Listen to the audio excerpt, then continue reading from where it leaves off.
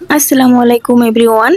আশা করি সবাই ভালো আছেন, আমিও ভালো আছি। আজকে ছোট একটা ভিডিও আপনাদের সাথে শেয়ার করব। আর এই যে সকাল সকাল এখানে আমি ডিম ভেজে নিতেছি। সকাল মানে ডিম সিদ্ধ, ডিম ভাজা। আর এদিকে গতকালকে দুধ জাল দিয়েছিলাম, দুধ রয়ে গেছে, সেটা এখনো খাওয়া হয় নাই। তারপর মার্জিয়াকে তো স্কুলে দিয়ে আসছি, এখন ওকে আনার সময় হয়ে গেছে আর তোমাদের ভাইও দোকানে চলে যাবে, তাই ভাবলাম দুজনে একসাথে যাই। আমি মার্জিয়াকে গিয়ে নিয়ে আসি আর তোমাদের ভাইয়া তো দোকানে চলে যাবে। সাথে মরিয়মকে নিয়েছি, কারণ ও দাদি আজকে বাসায় নেই, এজন্য মরিয়মকে সাথে নিয়ে গেছি। তারপর তো বাসায় চলে আসলাম, এসে রান্না বসাই দিছি। আজকে পাঙ্গাস মাছ রান্না করব। এখানে মাছগুলো ভালো করে ধুয়ে তারপর আমি ভেজে নিতেছি।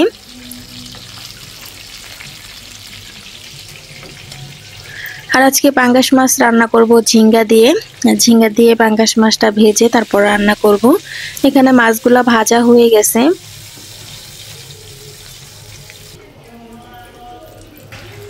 আর এখন বাকিটুকু ভেজে নেব। একদম গ্যাস কম, এজন্য ভাজতে দেরি হইতেছে, রান্না করতেও সময় লাগবে। গ্যাস কম হলে তরকারি খেতে কেন জানি না ভালো লাগে না, কিন্তু গ্যাস থাকলে তরকারি রান্নাটাও তাড়াতাড়ি হয় আর তরকারির স্বাদটাও বেড়ে যায়। এরপর এই যে মার্জিয়াকে এখন ভাত খাওয়াই দেবো, স্কুল থেকে এসে তো কোনো কিছুই খায় নাই। তা ওদের দুই বোনকে একসাথে খাওয়াই দিব, এজন্য এখানে মাছ ভাজা নিতেছি। মাছ ভাজা দিয়ে তারপর ওদেরকে ভাত খাইয়ে আসলাম। এরপর তো রান্নাঘরে চলে আসলাম, রান্নাঘরে এসে বাকি রান্নাটুকু করে নেব। আজকে শুধু এক পদে রান্না করব, গতকালকে তরকারি ছিল ওইগুলা দিয়ে আর পাঙ্গাস মাছ দিয়ে আজকে দুপুরের খাবারটা শেষ করব। যেহেতু আমার শ্বশুর শাশুড়ি বাসায় নেই, শুধু আমি আর আমার ননদ খাবো, এজন্য আর বেশি কিছু রান্না করলাম না। আর ওদেরকে নিয়ে রান্না করাও যায় না, একটু পর পরে কান্নাকাটি করে, যেহেতু দাদি বাসায় নেই। তো আজকে এক পদ তরকারি দিয়ে দুপুরের খাবারটা খাবো। আর এখানে পাঙ্গাস মাছের তরকারিটা প্রায় হয়ে গেছে। এরপর তো গোসল টোসল করে এসে আমি আর আমার ননদ দুজনে বসে এখন ভাত খাইতেছি। এই যে পাঙ্গাস মাছের তরকারিটা মাশাআল্লাহ অনেক মজা হয়েছে, আমার ননদের কাছেও নাকি অনেক ভালো লাগছে খেতে। তা আমরা দুজনে খাওয়া দাওয়া শেষ করেছি, কিন্তু মার্জিয়া তো ভাত খাবে না। ও হচ্ছে পাঙ্গাস মাছ দেখে বলতেছে আমি পাঙ্গাস মাছ দিয়ে ভাত খাবো না। তারপরে কি করব, আর এক প্যাকেট নুডলস রান্না করে দিছি একটা ডিম দিয়ে, সেটাই এখন খেয়ে নিতেছে। এরপর বিকেলের দিকে ঘুমাইছিলাম, সন্ধ্যার পরে দেখি আমার ননদ চা বসাইছে। ওর হাতে দুধ চাটা আবার অনেক মজা হয়, তাই এদিকে যে দুধ চাটা বানায় নিতেছে। আর গরুর দুধ দিয়ে বানাইলে কালারটা বেশি সুন্দর আসে, আর সব সময় তো গুঁড়া দুধ দিয়ে বানানো হয়, আজকে বাসায় গরুর দুধ ছিল সেটা দিয়ে বানাইছে, এই জন্য কালারটা খুব সুন্দর হয়েছে আর খেতেও মজা হয়েছিল। তো এখন এই যে দুজনে সন্ধ্যায় বসে বসে চা বিস্কিট খাবো আর হচ্ছে কার্টুন দেখি। ওর আর আমার অভ্যাস কি, আমরা দুজনে বসে চা খাই আর হচ্ছে ভূতের কার্টুন দেখি। তখন ওরা প্রতিদিন দোকানে চলে যায়, আমার দুই মেয়ে, আমার শাশুড়ি নিয়ে যায় ওদের দুজনকে, তখন আমরা দুজন, আমি আর আমার ননদ অবসর সময় বসে বসে চা খাই আর কার্টুন দেখি, খুব ভালো লাগে। তা আজকে সবাই মিলে চা খাইতেছি আর কার্টুন দেখতেছি। এরপর তো আমার শাশুড়ি চলে আসছে, দেশে গিয়েছিল, দেশে থেকে আসার সময় অনেকগুলা নদীর মাছ নিয়ে আসছে।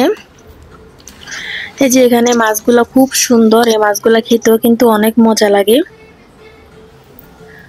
আর যেখানে কয়েক পদের মাছ মিশানো ছিল, পাঁচমিশালি মাছ একদম মিশানো ছিল, খুব সুন্দর মাছগুলা, অনেক ভালো লাগছে দেখে।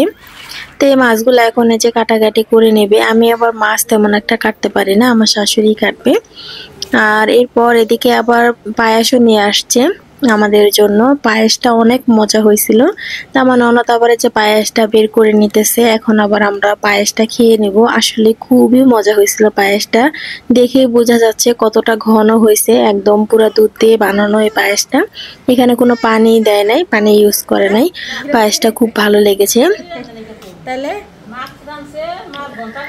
এরপরে যেখানে বাটিতে বেড়ে নিতেছি আমার জন্য আর আমার ননদের জন্য, দুজনে খাবো। আমার শাশুড়ি খাবে না, খেয়ে আসছে, বললাম একটু খান, বললো যে না খাবো না। তার আমার মেয়েরা তো খাবে না, ওরা দুধের কোনো কিছু খেতে পছন্দ করে না। ছোট মেয়েটা যেমন তেমন খায়, কিন্তু মার্জিয়া একদমই খেতে চায় না।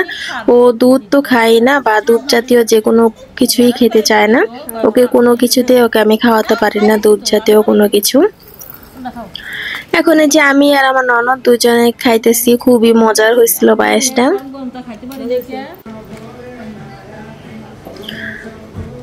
আর এদিকে যে মাছ কোটাকাটি তো হয়ে গেছে, আমার শাশুড়ি ভালো করে ধুয়েও নিছে। এখন হচ্ছে ভাগ করে করে ফ্রিজে রেখে দেবে, আর কিছুটা মাছ হচ্ছে রান্না করব।